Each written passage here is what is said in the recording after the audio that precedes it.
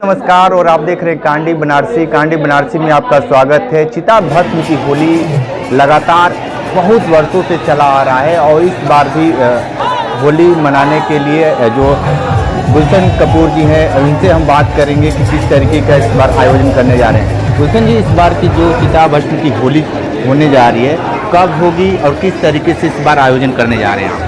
ये चिता भस्म की होली रंग भरी एकादशी के दूसरे दिन खेली जाती है। ऐसी मान्यता है कि बाबा विश्वनाथ जब माता पार्वती का गौना करा के रंग भरी को अपने धाम आते हैं तो उसके बाद उस सार्वजनिक आयोजन में बाबा विश्वनाथ जो है अपने प्रिय गणों को समाज से दूर रखा है उन्होंने कि वो सामान्य मनुष्यों के बीच में ऐसे गण उनके ना आए जिससे आम मनुष्यों को दिक्कत हो, लेकिन वो भी बाबा के प्रिय गण होते हैं। तो बाबा अपने उन प्रिय गणों से रंग भरी जिस दिन रंग उत्सव प्रारंभ हो जाता है उसके दूसरे दिन ये भस्म होली खेलने के लिए यहाँ आते हैं।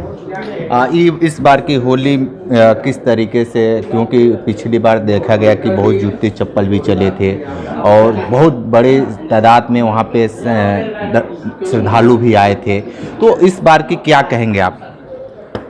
देखिए, जो भी जूते चप्पल चले थे या लोग विरोध करते हैं ये तो कुछ जैसे एक बोरे गेहूं में 10 घून को लग जाता है तो पूरे बोरे को घुना गेहूं कहा जाता है। तो वैसे ही ये काशी है, काशी में सभी बाबा के ऐसे गण हैं, सारे तरह के गण हैं। तो उसमें कुछ चुनिंदा प्रिय लोग हैं जो पिछले साल इस होली के आयोजन में जूता चप्पल चलवाना चाहते थे।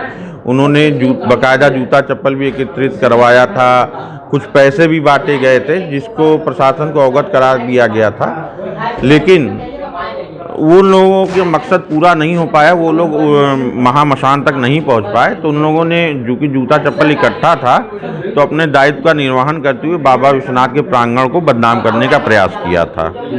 तो ऐसे लोगों से प्रशासन सख्ती से निपटता है और प्रशासन सख्ती से निपटा भी। तो उम्मीद है कि ऐसी घटनाएं दोबारा नहीं होने पाएंगी। और बाकी कहीं कुछ कहा नहीं जा सकता कि जहां अगर भीड़ इकट्ठी होती है वहां कुछ हो रहा है, लेकिन प्रशासन और हम सभी मंदिर के लोग इस पे पूरी तरह से सावधानी बरतते हैं, अलर्ट रहते हैं। इसीलिए इस वर्ष हम लोगों ने ये अपील की है, विशेष तौर पे आप लोगों को आमंत्रित करके ये कहना चाहेंगे कि किसी भी प्रकार के देवी देवता का स्वरूप या स्वांग रच के इस आयोजन में शामिल ना हो। ऐसे लोगों का प्रवेश इस आयोजन में पूर्णतः वर्जित कर रहे हैं। दूसरा, हम उन माताओं बहनों से भी अपील कर रहे हैं कि जो इस आयोजन को देखने आती हैं वो भी थोड़ा सा भीड़ से बचते हुए, क्योंकि हम उन्हें वो सुविधा वहाँ उस भीड़ में नहीं दे पाएंगे जो उन माताओं बहनों को मिलना चाहिए। तो वो माताएँ बहनें थोड़ा सा दूर से ही इस होली को देखें।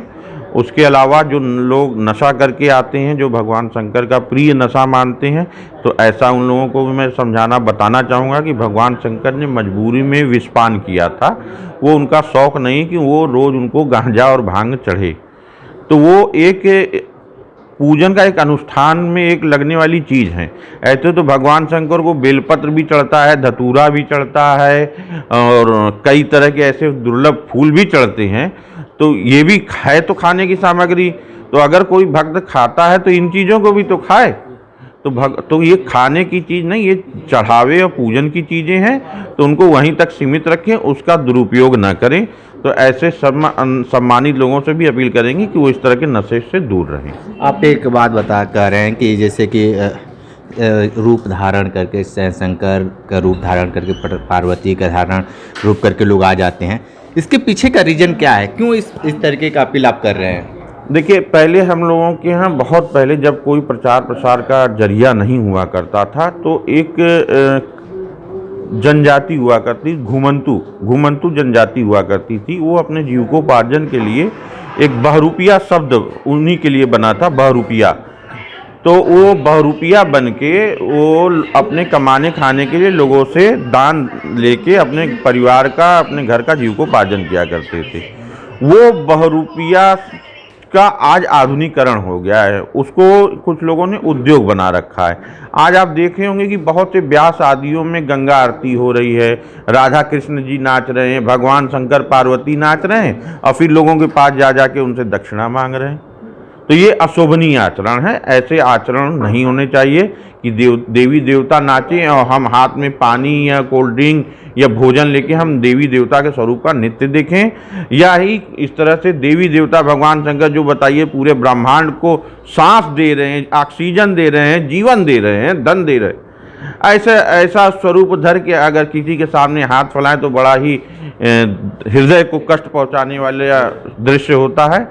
तो ऐसे लोगों से मैं अपील करना चाहूँगा कि वो किसी भी देवी देवता का स्वांग रच के जो करते, मैं उनको रोक भी नहीं सकता, लेकिन मैं अपने इस आयोजन में अपील करना चाहूँगा कि ऐसे स्वांग रच के आने वालों का प्रवेश पूर्णतः वर्जित रहेगा। ये जो चिता भस्म की होली है कब से चला आ रहा है?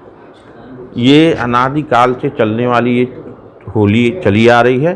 क्योंकि मीडिया, सोशल मीडिया, जनसंपर्क का दायरा बहुत सीमित था, इसलिए बहुत से लोग नहीं जानते थे। शास्त्रों पुराणों में, शिव पुराण में, दुर्गा सप्तशती में, और यहाँ तक कि आप महाकाल उज्जैन में भी देखे होंगे कि एक आरती ही महाकाल उज्जैन बाबा की भस्म से होती है। तो ये भस्म इतना पवित्र शुद्ध है, जितना कि अग्नि को शुद्ध पवित्र माना गया है, उतना ही शुद्ध पवित्र ये भस्म भी है। तो ये, और दूसरी चीज़, महामसान, काशी का महामसान मणिगण का शोक का स्थान नहीं, ये मंगल का स्थान है। यहाँ मरने वालों को मुक्ति और मोक्ष मिलती है। ये आपने देखा भी होगा कि यहाँ पे हर चौथा पांचवा 100 जो काफ़ी वृद्ध लोगों के होते हैं, वो बैंड बाजों के साथ पूरे जैसे एक बारात की तरह सजा के लाई जाती है। तो ऐसा नहीं है कि ये मंगल का स्थान है, मुक्ति का स्थान है, मोक्ष का स्थान है। तो यहाँ मंगल भी उत्सव के समान है, इसलिए इसको शोक का स्थान करके बदनाम करना ये कहीं से भी उचित नहीं है। तो आप सुन रहे थे गुलशन कपूर जी को बहुत सारी बात बताए हैं, आज प्रेस वार्ता कर बहुत बड़ी जानकारी दी है। विशेष इंटरव्यू कर रहे थे, तो हमारे साथ बन रही कांडी बनारसी के साथ हमें दीजिए इजाज़त। नमस्कार।